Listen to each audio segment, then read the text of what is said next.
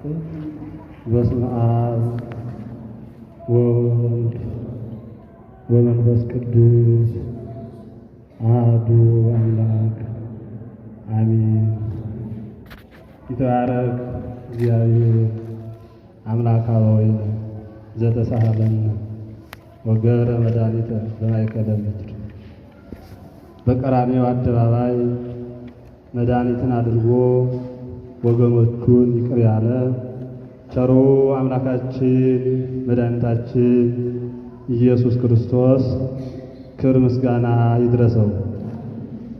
መርገመ ሥጋ መርገመ ነፍስ የሌለባት በረከተ ሥጋ በረከተ ነፍስን እያማለደች የምታሰጥ እመቤታችን ወላዲተ አምላክ የኃጥአን ተስፋ የሁላችን ድንግል ማርያም ክብር ምስጋና ይድረሳል።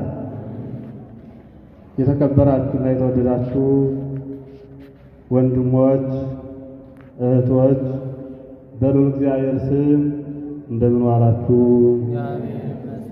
እንደምን ሰነበታችሁ? አሜን። ቸሩ አምላካችን እግዚአብሔር በቸርነቱና በረድኤቱ ጠብቆ ለዚች ሰዓት ያደረሰን ክብር ምስጋና ይድረሰው። እንኳን አደረሳችሁ። ፕሮግራም መሪው ቅድም በሰፊው ሲገልጹት ነበር።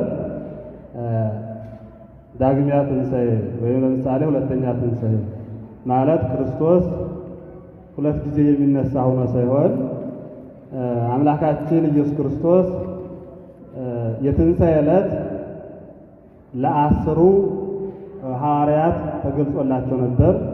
ቶማስ ስላልነበረ በሁለተኛው በዛሬው ሳምንት ለቶማስ ስለተገለጠ ዳግሚያ ትንሣኤ ተብሎ ቤተክርስቲያን ሰይመዋለች። ከትንሣኤ ጀምሮ እስካሁን ድረስ አገልግሎቱ፣ ወንጌሉ፣ ምስባኩ፣ መዝሙሩ ሁሉ አገልግሎቱ እንደ ትንሣኤው አንድ ነው።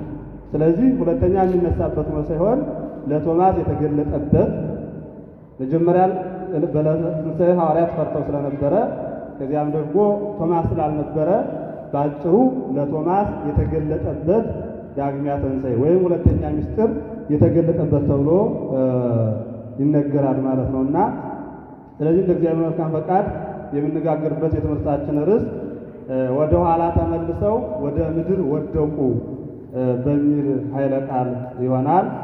የዮሐንስ ወንጌል ምዕራፍ 18 ከቁጥር 6 ላይ ኃይለ ቃሉን ታገኙታላችሁ።